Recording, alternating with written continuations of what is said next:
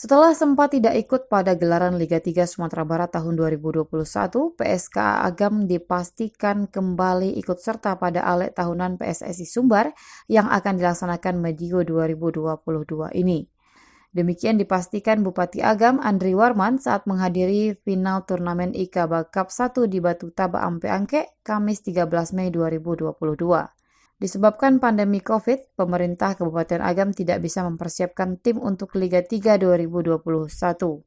Ditambahkan Andri Warman dengan telah mulai melandainya kasus COVID, ia meminta setiap OPD untuk bergerak cepat menyelesaikan setiap capaian target yang telah direncanakan, termasuk program Disparpora. Ya, kita akan usahakan karena kemarin 2021 kan istilahnya pertama COVID. Kita agak susah ya, kita malah kemarin mendukung Kota Bukit Tinggi PSKB gitu kan.